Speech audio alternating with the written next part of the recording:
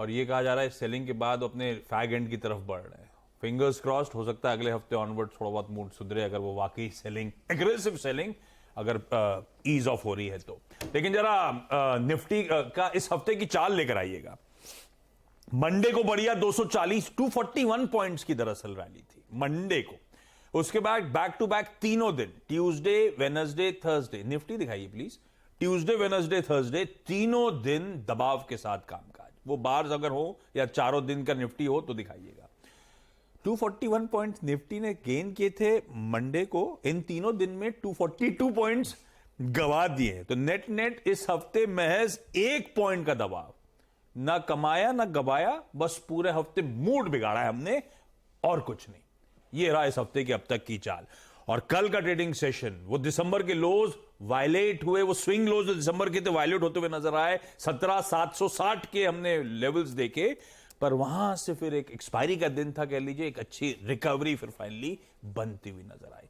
लेकिन कल के उस दबाव में जो इंपॉर्टेंट थ्रेशोल्ड हमने ब्रीच कर डाले थे, तो उसके बाद आप सेटअप कैसा खड़ा हुआ बाजार का नजर आ रहा है। देखिए वो कहावत है ना, खाया पिया कुछ नहीं, गिलास थोड़ा बारह आना।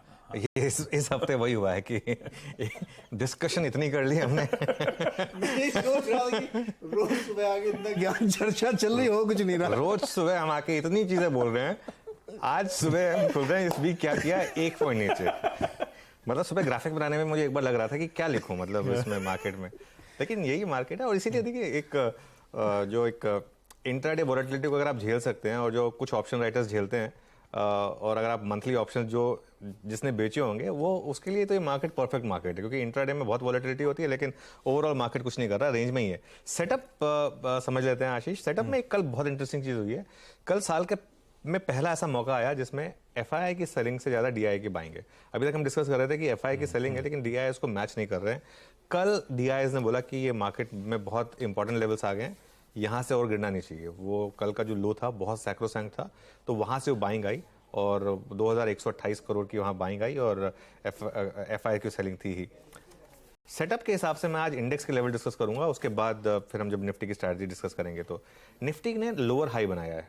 11 जनवरी का हाई था 17,976, कल का हाई था 17,946। ये पहला आपके लिए एक नेगेटिव हो गया कि आज भी आप लोअर हाई बनाएंगे कि नहीं बनाएंगे। सिंपल लोअर हाई के हिसाब से लोज कहां पर है? कल का लो था 17,761 और दिसंबर का लो था 17,774।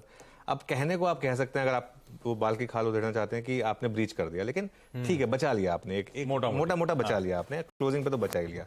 लेकिन उसमें एक्सपायरी का बहुत बड़ा फैक्टर था कल। कल आप एफआईएस के अगर इंडेक्स फ्यूचर्स के आंकड़े देखें, अच्छा ये आंकड़ा मुझे अच्छा लग रहा है, एफआईएस अब शॉर्ट हो गए हैं और अच्छे खासे शॉर्ट हो गए हैं। 38% लॉन्ग पर हैं वो। देखिए कल उन्होंने सेलिंग की है, शॉर्ट ऐड करें और लॉन्ग अनवाइंड करें। 38% लॉन्ग पर आ गए हैं और 62% शॉर्ट पर आ गए हैं। ये एक आंकड़ा आपके लिए पॉजिटिव है, क्योंकि जब शॉर्ट कवरिंग आएगी तो यहीं से आएगी। पुट कॉल रेशियो 0.92 है वर्सेस 0.75। वो क्योंकि कल की एक्सपायरी हो गई तो थोड़ा सा डेटा थोड़ा सा बिगड़ जाते हैं उसकी वजह से, तो उसको इतनी सिग्निफिकेंस में दूंगा नहीं। लेकिन मार्केट का टेक्सचर वीक है आशीष, इसमें कोई डाउट नहीं है मुझे कि मार्केट में ओवरऑल अभी जो टेक्सचर है वो सेल ऑन रैली का है instead of buy on dips.